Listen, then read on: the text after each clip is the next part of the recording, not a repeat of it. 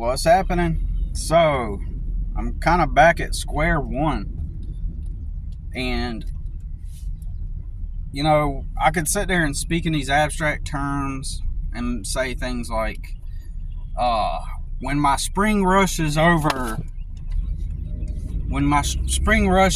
then I'll be back at square one and I won't have any money or something like I won't have anything to start with. I don't know. It's like when I talk with people, it's like they don't view the world with math and numbers. If life is already laid out before you and you're just maintaining the life that you're handed, you don't have to think in numbers and realistic. You don't have to see reality, right? Really, you just kind of you can live in the mental realm of the conceptual. So, for example, okay, I'm just going to tell you, my spring rush is over, okay? So that means 2 or 3 weeks ago, I thought it was over, but then people started calling me back again. And a lot of the customers are repeat customers, regular customers. And it's kept me busy throughout the whole spring. And we're coming up on summer, I think, this Friday. And so what happened is I did my last job Friday for a customer, and Friday evening, and it was so super small of a job that this is an original customer too. It's such a super small job that I literally only made $50 on that job, right? So I didn't make anything on that. And then the day before that, I did a job where I put down some sod, and that didn't pay a lot. That paid like $175, right? So basically, I live job to job. So I will make the money and then immediately go spend it on things that I need. But the problem is I'm fully aware that I'm at a continual deficit, right, at all times. And I don't know if there's any term for this, but I'm also at a future deficit, if that makes sense. And so what I mean by that is, like, let's say that I got $300 in the bank, right? Pretend. Or let's say I got $300 in the bank, but however, I might have $300 in the bank, but 4 weeks from now, something's going to go bad on my truck. And the cost is like $700 to fix it, right? So that means I may have $300 now, and it looks like I got like a small cushion to start from, but I'm also going to be, so I got to think ahead realistically. So if I say something like my truck might break down, that sounds conceptual, right? That sounds like, and this is where someone will chime in and go, oh, don't worry about it. Everything's going to be taken care of. Don't think negative. I've had people tell me stuff like that.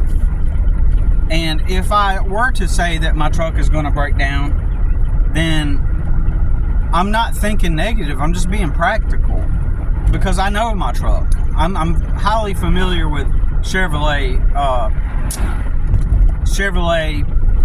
vehicles, specifically and especially trucks, because I've driven Chevrolet trucks all my life, S10s and Silverados, right? And currently I have an S10. So if I say that my truck's going to break down, like, it's not because I'm being negative, it's because I can predict something when it's going to happen sometimes. Not all the time. For example, on my driver's side a year ago, there was a wobble in my driver's side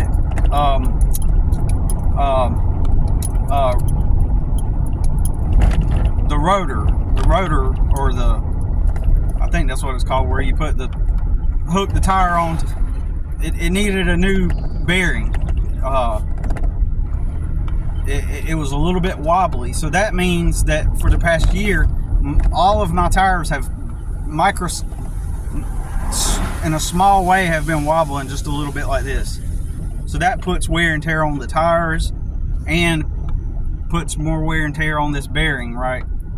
So that means it's going to have to get changed out at some point. So that's already an expense that I have coming up in the future that I needed to get taken care of. How much is that wearing on my tires? I think my tires are starting to wear down too. So it's constantly, I make a little bit of money and the next thing comes up. Everybody tries to talk with me, and I'm not trying to sound arrogant, as if they can relate with what I'm talking about. Everybody tries to talk with me as this, oh yeah, I get it. It seems like the next thing and the next thing all the time. But their next thing that's happening to them, the people that say that to me, it's not going to impact their life at all, right? They're not going to be back at zero and not having any money, because whatever income or financial situation they're in, their income is enough to provide for hiccups. To them, it's just an aberration, a minor not even a setback, but just like a minor agitation, right, is what I meant to say. It's just a minor agitation, and then you go get it fixed, and then you go about your life. But for me, when these things happen, it creates a major impact and a downward spiral. So I know that that's coming up, but I don't get to save money, right? I don't get to save money. So my spring rush just stopped, and this last week I was going to pay for my storage building, and after I got paid the $50, I looked at my expenses and stuff, went and bought some groceries, and after that I had $75 left over. So I've had $75 in my bank account right now, and I got this is all just math. So I got a 20 in my pocket, 75, 85, 95. So that means I have $95,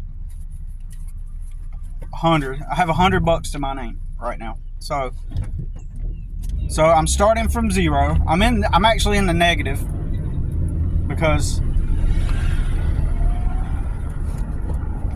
I don't have enough for my storage unit. Actually,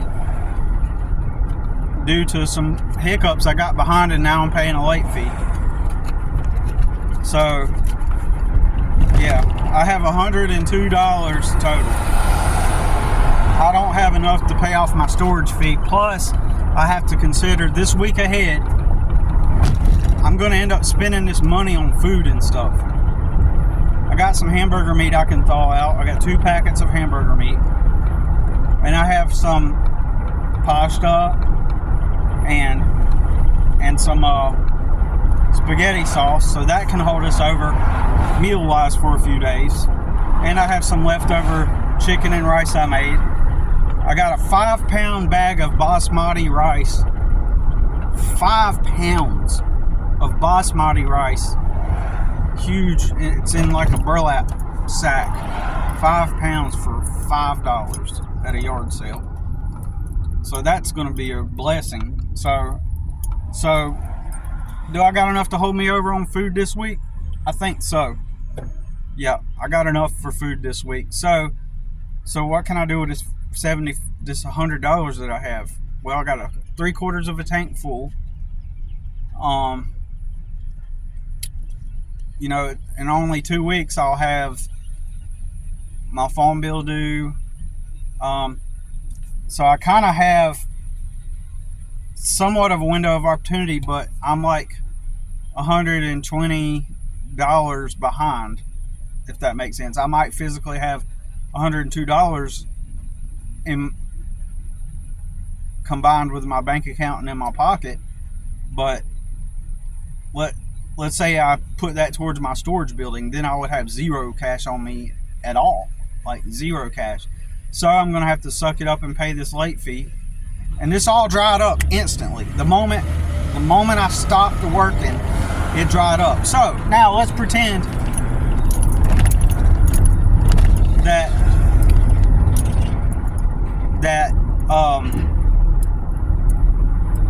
so let's pretend for a moment that I decided, well, you know what? I'm gonna take this. I got $75. I'm late on my storage fee, but I can get caught up on it at some point. Let me just shift up my plan a bit and go get a job working at a warehouse. So let's say right now, I just dropped my son off at school. Got to pick him up at 12. He's in a special school kind of deal, and he has finished school. Actually, he's graduated now, but he's going back to take some extra classes to help him with some stuff that they offer. So so let's just say that today I drop everything I'm doing, and I'm saying I'm gonna go apply at jobs, and I'm gonna go work at a warehouse.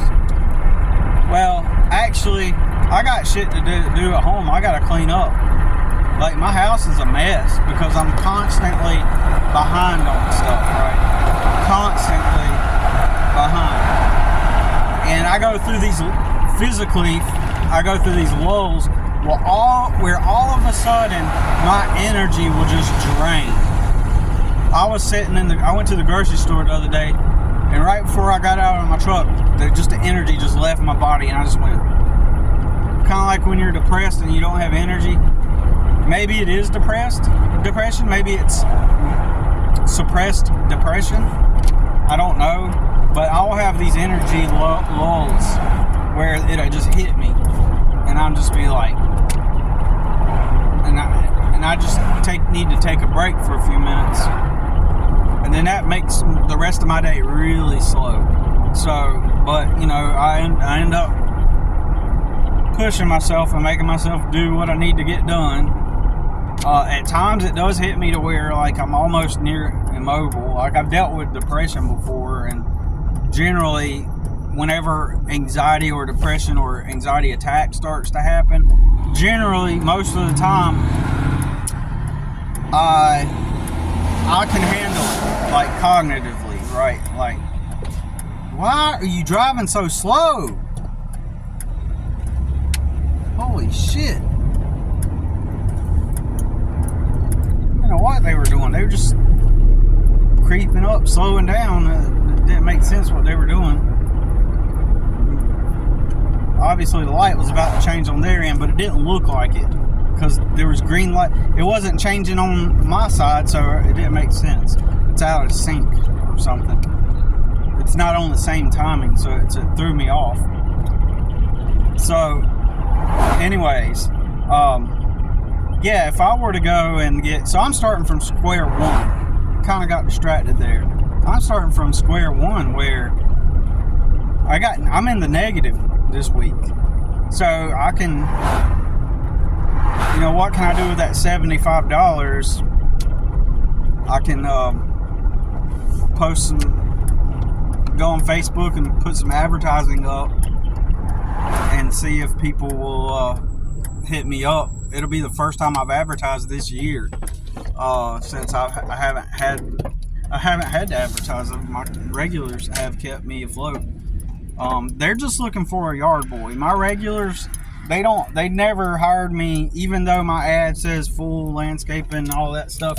When I show up in my old truck and just beat up old black t-shirts that look faded from months and months, and some of them years in the sun, it gives off the optics that I'm just like, it gives off the optics that, like, I'm just this poor dude in a truck. So what they'll do is they'll start perceiving me that way, right? Many of my customers will start perceiving perceiving me as that old boy in a truck. And my services are landscaping, right? Hush! My services are landscaping. And so what they'll do on occasion, now with my current regular customers that we've done moved beyond this phase, they'll start, but a lot of them, they'll start saying, asking me like, do I do like, can I, basically they'll start trying to get me to do a bunch of handyman type services. So I immediately get shifted out of the category of, this one dog has a mental issue. It doesn't recognize you after you, it's already met you, it knows who you are, but it will cry, and this one dog just barks and barks and cries when it barks like it doesn't know you, and then it'll get the other dogs barking. Come on. Jeez. These dogs used to never bark at all, like at all. They never barked. But then the owner here adopted this dog that is like an old dog, and she is always starting trouble. Like this one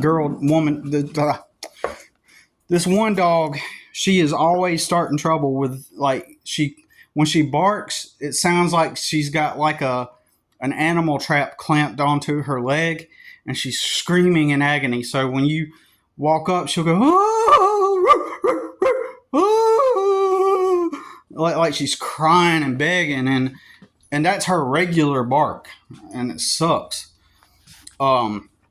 Because then she gets all the other dogs to bark, and then she starts attacking the other dogs. It's so crazy, man. But anyways, so it's Monday morning. I'm in the negative. I got to pay for the storage unit.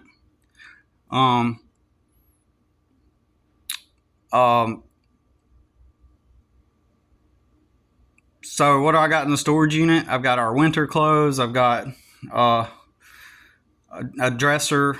I've got personal papers. So when I first moved in here, this lady just kind of disrespected me multiple times. But I couldn't do anything about it. Like I needed a place to live, right? And I can put up with some stuff a few times and kind of suck it up like you would at a warehouse job, where the person is a disgruntled manager and they're just kind of like they got their position by being a bully and all that stuff. Like, I can kind of put up with people's stupid personalities, because there's this old school mentality of when you work for other people, when you're at the warehouse, there's this old school mentality of, and there's the archetype. And if you've worked at warehouses, if you worked at low end, low wage, blue collar jobs where the dysfunction is just everywhere, then you are already, I don't even have to ask, you are already familiar with the disgruntled superior warehouse manager who dominates the environment, and they're the jerk, and then everybody says, oh, that's just how they are, you just got to suck it up. And then, and so you kind of, because you've been kind of conditioned that, well, that's just authority. And so, you just kind of got to suck it up. Even though it's contrary to your intuition, you kind of go along with it for a bit, even though it doesn't make sense internally. Like on the street, you wouldn't let people talk to you like that. But for some reason, because it's a job, then it's okay. You know what I'm saying? So stupid fuck working for other people. You know what I'm saying? Right. Anyways, you learn how to deal with that. And in general, for me, how I grew up, I learned how to deal with people, right? I learned how to manage dealing with people and deciphering when it's time to fight, when it's time to walk away, how to manage people, at a street level. And so here I am stuck. My son's mom still got a DSS case open. So I need a place to live. So I can't just out of nowhere be living out of my truck. So it was the only place I could go to live, because we did live in the truck for like a week until this lady let us come stay here. But she is that warehouse person. She is, and she emotionally just knee-jerk reacts all the time. And so over the past year, I've learned how to manage it and manage her behavior. It sounds crazy, but I didn't learn. I know how to do this. Like, I know how to interact with these types in a way that puts them at ease and conditions them to not knee-jerk react and be disrespectful and stuff. I've figured out how to do that like a long time ago, right? One example, when I used to work at the paint store, there was this man that owned a paint where he painted planes, airplanes, and not big jets, but small planes that are usually individually owned. His business was painting planes, and so he had a body shop for planes, and so like a paint booth and everything, and he had employees and stuff. So he had a plane painting business, right? And so everybody at my job was always talked about. His name was Bill, and everybody always talked about how, like, yeah, he's rough around the edges, like he's a jerk, he's an asshole, yeah, you don't want to deal with him. Sorry, you got to go up there, and all this stuff. But you know what? When I went up there, he liked me. He thought I was cool. But see, the thing is, I know how to go. I know their psychology, and I know how to prevent disrespect and prevent stupidity, from happening. And then, therefore, a lot of the times those types, they find a good favor with me because I know how to respect them in a certain way and all this stuff. And so I end up getting on their good side. And that guy even called the job and told them that I did a good job, right? It's the second person when I worked there for 2 years that called and said, he does good customer service. But did I remain living out of a truck? Of course I did. Hard work doesn't pay off. It's how much do you circle jerk with everybody about the NFL or whatever the latest popular thing is that everybody's doing. As long as you get into that circle jerk with the bros, then you'll make it in at a job working for somebody else at a warehouse or a construction company or a landscaping company. As long as you like to slurp the knob or fantasize with your bros about slurping the knob of some NFL player and wearing their number and talk about the game and then reminisce about how you used to smoke weed back in the day, then you'll fit in. You'll fit in. You'll get raises and promotions, because you're mainstream.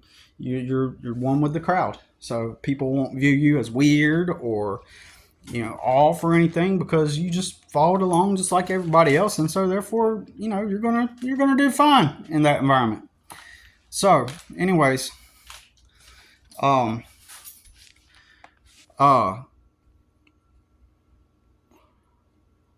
but anyway, so then there are the ones that you can't control no matter what, right?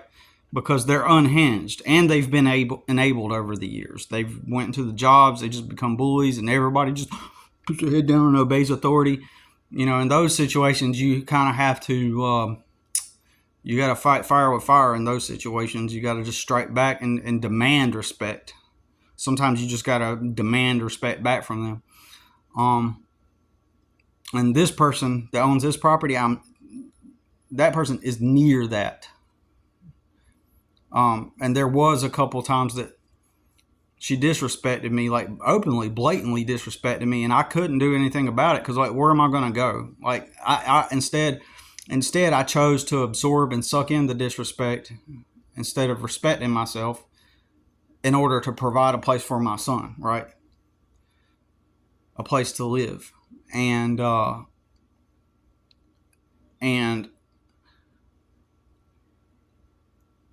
so where else was I going to go? And his mom constantly having DSS cases on her, open on her, and then I've caused scenes before at the family court building. There's been a couple times. Okay, I caused a scene 2 times in one sitting. So where I made a name for myself kind of at the family court building, and so because I refuse to be disrespected, but at the same time, like you got to go with what's logical, what's practical, what in the moment. Like if I put the bitch in her place and then she says, "Well, you can't stay here." Now me and my son are living in a truck. Do I got family that's gonna let me come stay with them? Fuck no. Do I got friends that are gonna let me come and stay with them? Fuck no. I am an outcast. I am an outsider. I am the one that has been neglected, and I know that if it were my brother or if it were somebody else in the family, they would be making fundraisers. They would be going all out trying to make sure that they get taken care of. If something were to ever happen to my brother, for example, he's got a daughter, and as far as the family court or whatever, and then somebody created a fundraiser for him so that he can deal with the issue, I would immediately disown my entire family. Like I'd never talk to them again. There's blood and then there's relatives, right? There's family and then there's relatives, right? Is what I meant to say. And my current situation with my family is that it's like this. We're connected, and most everything that we do is usually like we don't really necessarily hang out. You know what I mean? We're not enemies, but we're cordial, right? If that makes sense. However, like my brother, for example, him and some of my family, they're like emotionally bonded, right? And with one sister, he's trauma bonded with her because he abuses her and gets her to he triggers her and abuses her, which creates a trauma bond. And so she always goes back and talks with him. Like I've cut him off entirely. As long as my family, I view my family as acquaintances, right? In a practical sense, they're just acquaintances, people I just know that I've known all my life, and there's no immediate beef with them. So, if that makes sense. So it is dysfunctional. There are some dysfunctional dynamics going on there, but where isn't there any dysfunctional dynamics? Well, I can actually tell you where there aren't any dysfunctional dynamics, or very minimum. I can tell you that. And a lot of that has to do with very religious, like Baptist types, or even Mormons probably. Now, don't get me wrong, there is dysfunction within that, but I'm just saying that there are pockets of people, and just think of it from a probability perspective. From a probability perspective, there are bound to be pockets of circumstances where there is minimum dysfunction. It just has to be mathematical probability, right? So at a day-to-day practical basis, from a day-to-day functional, practical, objective basis, from that perspective, my family are basically just acquaintances. From a practical perspective, because our relationship is simply the same as it would be with some of my acquaintances, in other words. So, and sometimes a lot of our relationship is a mutual benefit type of relationship. It's transactional, if that makes sense. So a lot of the time, a lot of it is just transactional, or we don't typically, like, for example, like if it's Christmas, or if, okay, I'll give you a good example. My sister had a birthday party for her son, right, and invited us. So I accepted the invitation, went, they did cake, party, nothing dysfunctional went on. It was a good time. uh and that's it. Nothing bad. Friendly conversation, food, you know just normal. But I also have acquaintances that sometimes invite me over to like little parties and stuff too, which that's been a long time. But I'm just saying, it's like there's no, I mean, but I also consider that, like, when it's Christmas Day a couple years ago and I needed one more ride into my new apartment, and just during my court dealings, like, no one helped me also, so I have to keep that in mind. So in that sense, they're like acquaintances. Are they obligated to help me? No, they're not. But at the same time, was anybody trying to? No. So therefore, like, it's like we're not enemies, we're just cordial acquaintances, if that makes sense. So I manage a lot of people and their behavior, right? I'm in some circumstances where I know what makes them tick. I know how to navigate around them. I like, some of them don't have bad intentions, but they do have dysfunctional elements to their personality, if that makes sense. So they're not deliberately trying to do something mischievous or selfish or attempting to, gain over someone. They're not like deliberately like being evil or menacing or anything like that. They're just simply um uh they're just they simply just have dysfunctional qualities, right? So like, you know um at most, like, let's say that you say something that they misinterpret, right? They'll react like a child. They'll react and get angry about it, and then want to argue, and then so I've learned how to,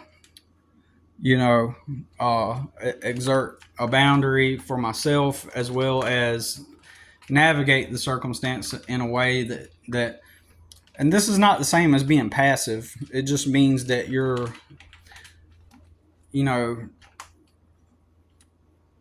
basically everybody generally treats me with respect because I've put up a healthy boundary. um and So it's not really as bad as things once were, right? So, anyways, I forgot why I went on that tangent or whatever about the whole family stuff. But, anyways, but that's my environment too. So where else am I going to go? Because I'm also somewhat codependent in a way, to some extent too. It's like, there's a mutual transactional, occasional transactional benefit by being connected with them, because I don't have any other connections, right? I have zero connections, so that is the connections that I do have, right? And we are all dependent on our connections to some extent until we can do it on our own. You are reliant on your connections. You know, and I know people will try to shame me at my age, like me having to be in that situation where, like, I am dependent on other people to some extent. People will try to shame me, but those motherfucking bitch ass fucks that would try to shame me, they've always been dependent on somebody else too. They got to save their money while living with their parents, dependent on mom and dad, and they got that comfy life where they got to plan everything out and transition over, eventually get their own place, and then like meet the right person, and then like if you're with somebody else, or if you have friends and roommates, like you can easily just progress forward, right? You divide up the bills. My easiest time ever financially was when I lived with my son's mom. From a money perspective, it was the only time that I ever had consistent housing on my own. But I was with her, and she got benefits from the government. But I worked all hours of the day and every day, right? Every single day, right? So I don't want to hear people try to shame me because I've been attacked by the government. I've spent thousands and thousands and thousands of dollars into attorneys and to keep myself safe, just to keep myself from existing in a worse outcome, right? So I find myself in this situation. I never made bad money mistakes. I never got into vices. I never did anything like that. All I did was I got with the wrong girl who just happens to know how to use the system and decided that she was going to use the system against me. And then the system itself came after me, right?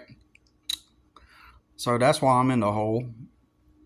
And so here I am on a Monday morning with $102, and I got to plan out my week, and I got house chores I got to get done still. I'm back home, just dropped him off at school. I don't got any more customers booked. So my brother-in-law did hit me up and ask me, did I have any work? He said, Happy Father's Day. Do you got anything going on, like work-wise or whatever? So, which I assume that might mean that he might ask me for some help on something. I don't know if that's what he was trying to do, but sometimes on occasion I'll go help him with a little something. I don't make a lot of money with it, He's a really good kid, dude. He's like nice. He's always been nice to me. He's got a good stable, like his whole family, they own farmland, and he was gifted a plot of land on his family's farm, and he's kind of got it made. He's frustrated with the fact that he works at his job and he wants to do his own thing, right? And he doesn't want to be like working. He wants to work for himself, but him working at his job maintains what he was given, right? He's able to maintain it, so he works. So he's now on the job itself. Do I know? Have I ever seen him work like on the job? Is he a worker? Is he a hard worker? I'm going to assume he is. Because he would get fired if he didn't, right? So I'm going to just assume that he's a hard worker. But a lot of times, the reason why I say that is not because I'm knocking him, but a lot of people like that, from his type of background, they show up at work and they do shit half-assed. I've experienced it. I'm always the guy that walks in, does all the hard work, and I look around and everybody's kind of half-assing it, yet they got all this stuff and they got all this free time and they got all this. So fuck working for other people. I hate being around people that are privileged and do shit half-ass and watching them live a better life than me. In general, I don't like that. So if I were to go get a damn job at a factory, at a warehouse, somewhere today, let's say I stopped what I was doing, well, I'd be behind on my chores here. I still got work to do around this property. I constantly have. It's a huge property. I got to keep it up all the time. Every day, I got to do something on this property virtually every day to just maintain it, so it doesn't. If I stop at any given moment, it's gonna get grown up. So let's pretend that I start working at a warehouse, right? Working at my warehouse. Well, my son wants to get a job, and he can't work anywhere because I'd be working at my warehouse.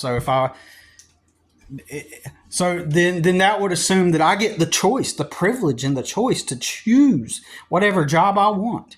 If I want to go work at that warehouse, hey, just take your time. Just take your time and apply until you find the right one. And then pick the one that's going to give you the hours to where you can also take your son to work.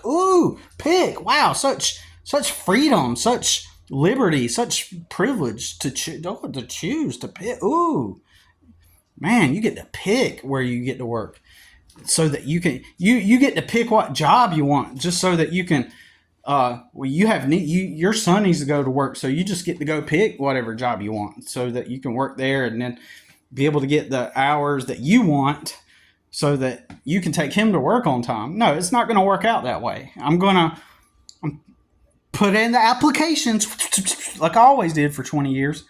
Put in the applications, and then they're going to give me the hours that they want me to work, because I become their bitch then, right? Who gives a fuck about me and my life? The owner of that company needs to build their life and their vision and their dream, right? So you are just going to be their little fuck bitch, right? They're going to tell you when you come in, you're on their time. Isn't that what they say? You're on my time. This one dude, I did a little side job one time delivering supplies to like nurseries, like kids, like nurseries, right? Not plants, but like children. And he supplied all the janitorial supplies and the toilet paper. And he's an airplane pilot, right? His career, he was and probably still is an airplane pilot, right? For like a commercial airline, right? And he had this business on the side where he distributed supplies to these daycares and stuff and nurseries and whatever. And then I forget what it was. It was like once a week. It was like a job every Thursday, just one day a week. And I figured, I could add this to my jobs. Like I could work this job every Thursday, some extra income while I build my business on the side. And he said something to me. This is where I'm at in life. I don't give a fuck. He's an airplane pilot. Probably lives in a nice gated community somewhere. And he's got the extra money to have his little side business and hire somebody to do it for him. So he said something to me. I can't remember what it was. I was just new learning, and I did it for a couple weeks or 2 or 3 weeks. And then he talks to me like he's reprimanding me for something. I can't remember, because I'm a hard worker. I actually show the fuck up and do the fucking job. I don't fuck off. And I don't tolerate people talking to me a certain way anymore, right? I don't suck it up and say, oh, well, it's just my job and he's just the owner or he's just the supervisor. So, oh, yeah, let me put my head down. No, you talk to me some way, I'm going to fucking disrespect you, right? So on the phone, he says something. I didn't say anything out of line at all. Dude, I am a fucking obedient employee. Like, I do what I'm told, really. And I remember him saying, look, you are not on your time. You are on my time, is what he told me. Oh, really? I was like, oh. He's like, you got it? And I was like, oh, yeah, I got it. I didn't show up for work the next morning. I went dead cold turkey on him. I ghosted his fucking bitch privilege fucking ass bitch.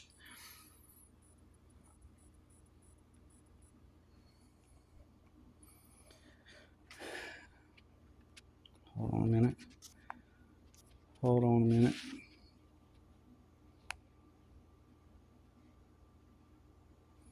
Huh?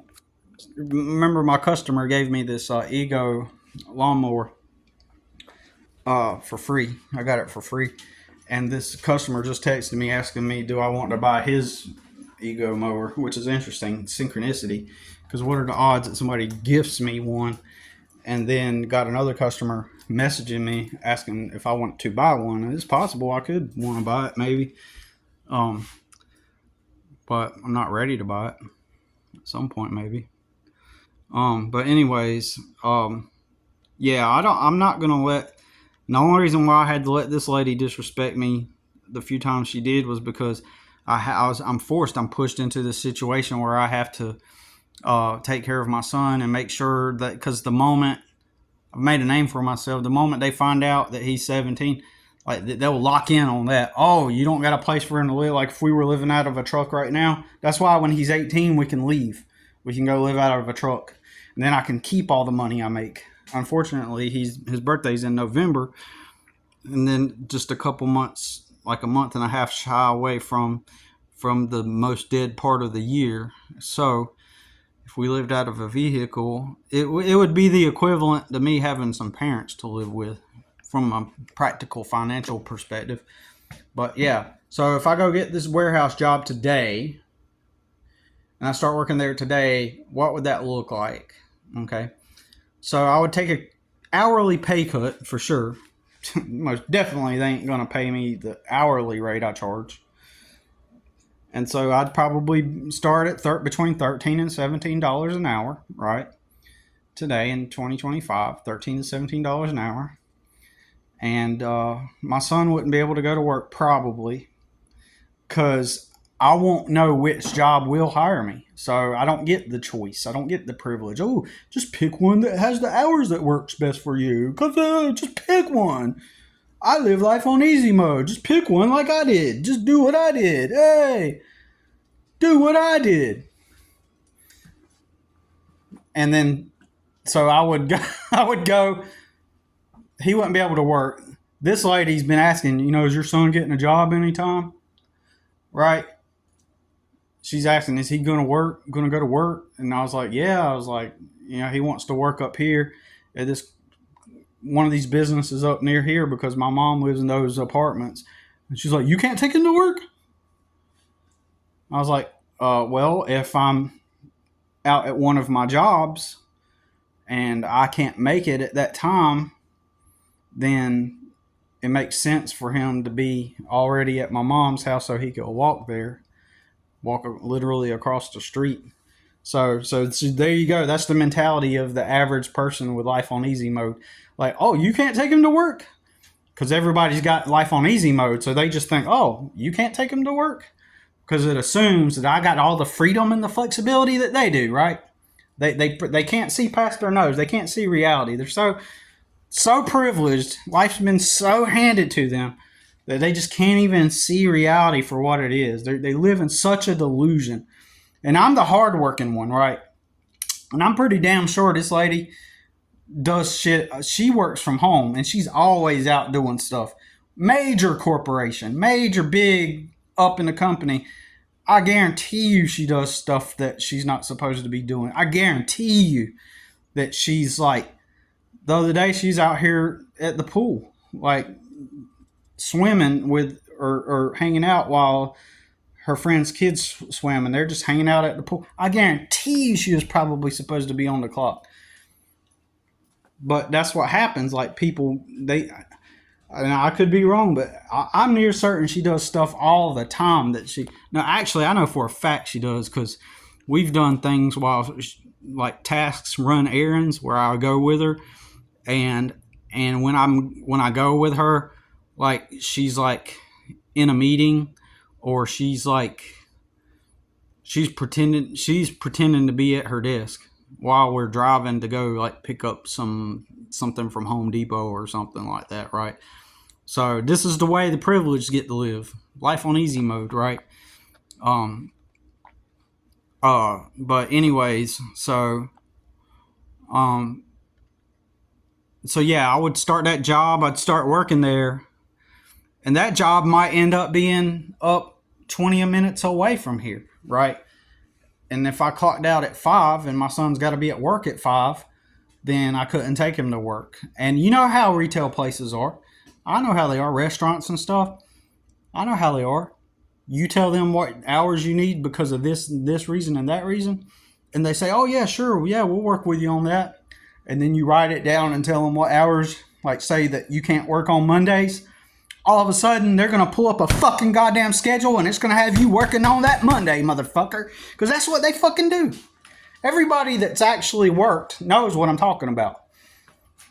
That's actually had to deal with that stupid, moronic fucking bullshit knows what the fuck I'm talking about. They don't respect you. Fucking these businesses and their disgruntled managers, they don't respect shit. And you can't, you're on their time, bitch, in the land of the motherfucking free, America, land of the free, home of the brave. Clock in, put your tail between your legs, lower your head, and be thankful you live in a free country, bitch. Isn't that right? Isn't that the way it works? Land of the free, home of the fucking brave. Fucking pathetic as fuck. What a stupid fucking country. I don't like my country. Fuck my country. Um, Especially when I've been attacked by my own country, and I know that I'm not going to go into that. Their systems are really corrupt, deliberately corrupt. Not just a few errors or a few bad apples. Like this is a deliberate. There are deliberate systems that are corrupt. So, anyways, fucking yeah, I go get my job. It would depend. Like I would have to adjust my schedule around their schedule. They're going to start me off between $13, $17 an hour. Then I'm going to have to let go of some of my customers, or I'll have to do them on the weekends, schedule them for Saturdays. But if I did that, then that means I would come home from that job, and then I would pay my rent here and do the landscaping work around here, which means I have to push off my other jobs with the customers off on the weekends, and so I'll never have a day off. I clock out of work, come work here. I won't get house chores done because I can see it in my mind. I know how long it takes to do certain things, and everything will get pushed. Like it will be too much work. So from a practical perspective, from an objectively like clear view, practical, objective, like is it possible perspective, would I have to probably let some of my customers go at that point? Yes, because I'd be doing the 40 hours being a bitch for some disgruntled fuck that's privileged and doesn't like their life, but they still live life on easy mode. And then listening to my stupid peers all around me circle jerk about the NFL, and then I would clock out after that and have to come here every single day to compensate to make, because there's times now that I can take a day off, even though technically it's still not a day off, and I can work here all day. I can work around here all day, and then and then kind of keep it maintained, and then I do a little bit every day. If I have a job, here's what happens every day. Like if I have a customer today or tomorrow, let's say I book someone for tomorrow and I go complete that task. Well, as soon as I get out, I come over here and I work at least 1 hour a day in this yard. Every day, like including Sundays, Saturdays. Like every day I do something. Like yesterday, she's got a bunch of flowers, so I got to keep all the flowers properly watered and fertilized. So yesterday I got up and I did all the fertilizing, and then I have to trim them. I have to take care of them. I'm a gardener. That's what I do. So I'm constantly doing that. So then now I got to get up at 5 or 6 a.m., go to my warehouse job, be there at 8, and then get off at 5, and then depending on where it's at, drive 20, 30 minutes back to here, then spend the rest of my evening working in this yard, cooking, doing chores. And then, so what's the point of at what point am I actually living? I'm not talking about living as breathing and eating. I'm talking about and having shelter. I'm talking about at what point am I actually like progressing in life? I'm at a constant plateau at this point. Clocking at my job, coming here to work, doing my jobs on the weekends. What am I saving money? Am I saving money? No, the fuck I'm not. I'm in a redundant cycle because now it's going to cost me more money to go to work. It's going to cost me money to go to work at this stupid fucking warehouse. It's going to cost me money to drive back and more money to drive back and forth. And at least that's been my experience. So now my whole mind is just immersed and submerged into this job. That's what's happening. My mind, I'm submerged and submersed into this job. Like I can't get anywhere else. I can't move anywhere else. Like I'm in this job, right? If you've ever had to work for a company, what I'm talking about, you may not know what I'm talking about. Like, especially when you're poor and that job doesn't pay you enough to live on or get you ahead, you know what I'm talking about. You're just immersed and you're submerged. Your head is put down. You're not coming up for any kind of air. You're just, I know this is abstract and ambiguous and analogous, but my main point is that you are stuck now in this job, and it mentally drains you, and all the negative people around you that hate their lives, or they're just leeches. They're feeding off of whatever stimulus, talking about the game, talking about the next new thing they're buying on credit card, and or the new rims they're getting on their car. Like, they're constantly pinging. They're constantly feeding off of the new shiny thing that they're looking to cope. And all these are copes. So they're leeches. They're energetic leeches, and all surrounding you because they're not trying. They're not living. They're not even trying. So now you're also, we can go into some deeper psychology here. Your environment, you're absorb. Whether you can be headstrong, but you're still absorbing the negativity. Your eyeballs are still catching in the images of the facial expressions of the people all around you and how they really feel behind their mask that they put up. And you're, even if you're not an empath, you're still absorbing their emotions, like how they feel about life, how they feel about things. Like, all these people are doing all these cool things to impress people. They're doing it because they feel bored at their life, at their job, and they hate their life and their job. And the thing is they're desperate for new stimulus constantly.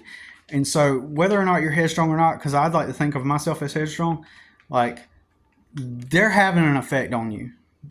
They may not be able to entirely pull you down, like mentally and emotionally, but they're still having an impact on you and a drain.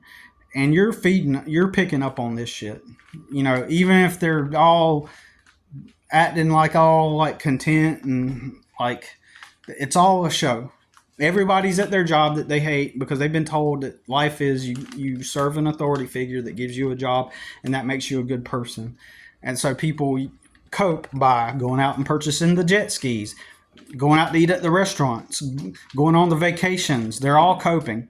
They're all pulling your energy. They're all pulling each other's energy. And so that's going to affect you, even if you are headstrong and resilient. It's like you entering into a briar patch on one end of the field, and you got to get to the other end of the briar patch.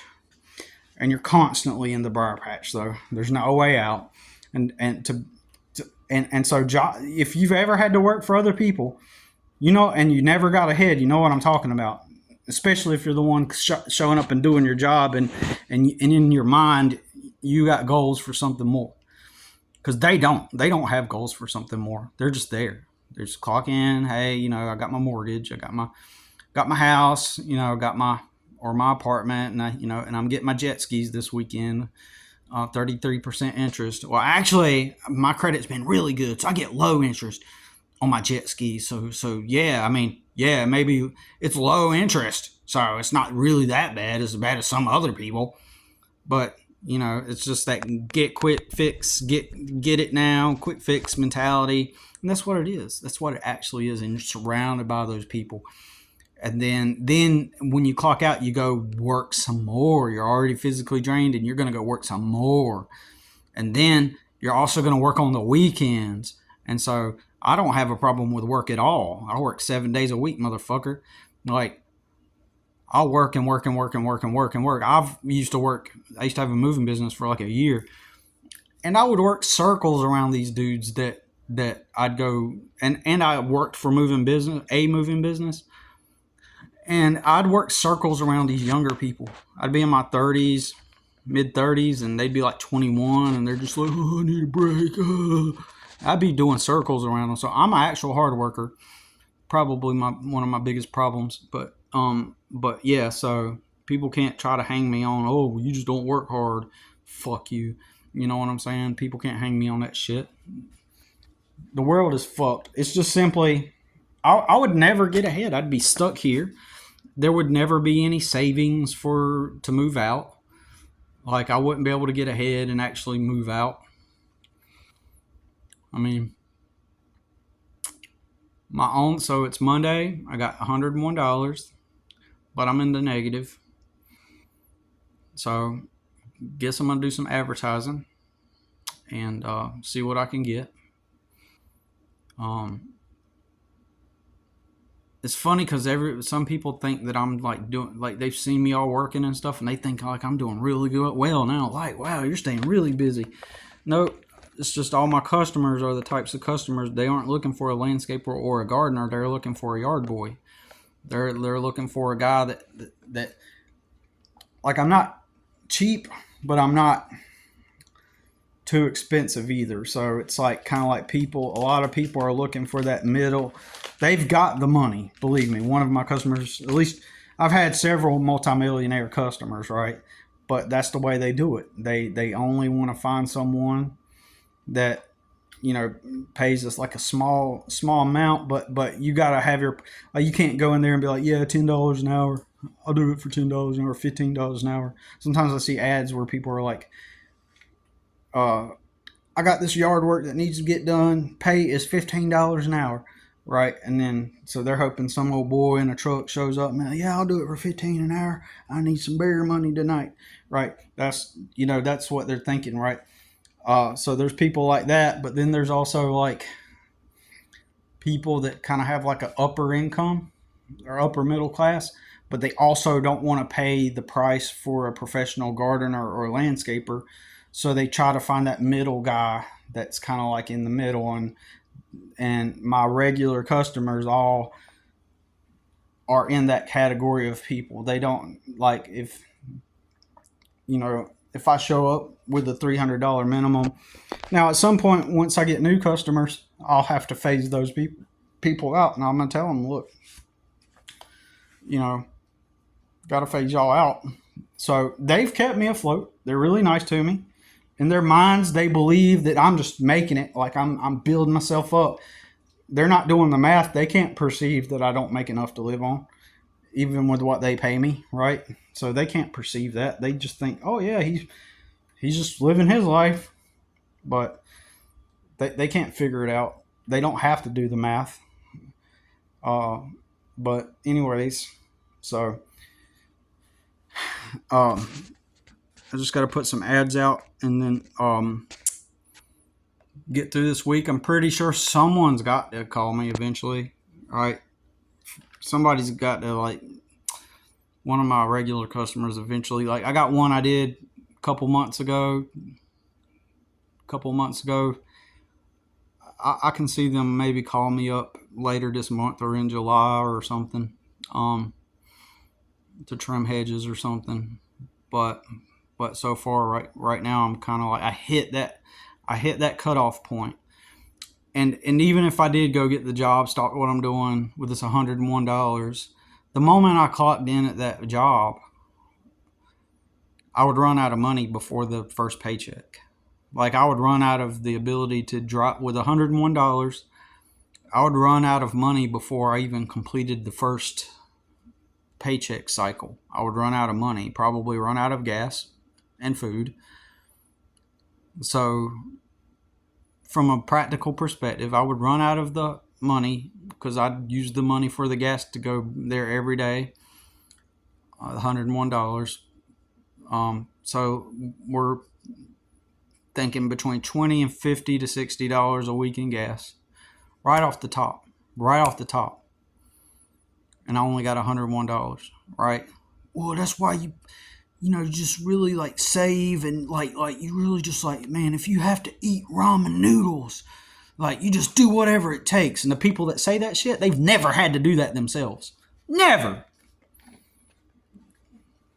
They've never had to. You know what I'm saying? They might have lived off of ramen, but they had it made already. You know what I mean? They didn't have to. I've never met people that had to, right? So I got to keep pushing forward.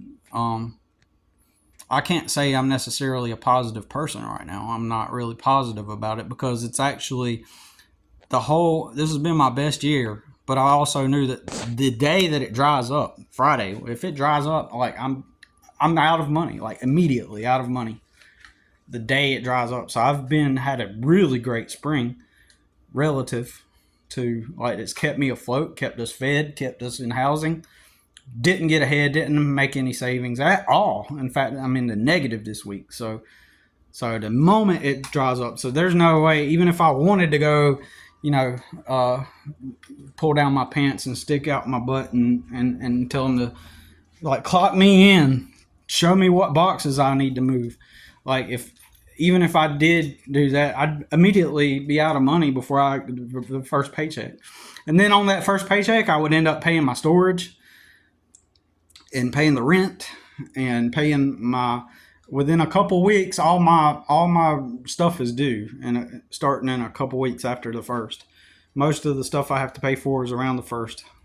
Starting at the first, like the end of the month, every end of the month, my phone bill's due, and then at the first, then my insurance is due, and then stuff. Everything's all due all at the one time, so I got to spend. So it's a constant redundant cycle. When I say I'm not a positive person, it's disheartening. It's like I work so hard 7 days a week only for nothing, and it's worse when you're at a warehouse stuck and it's for nothing and you're around a bunch of morons.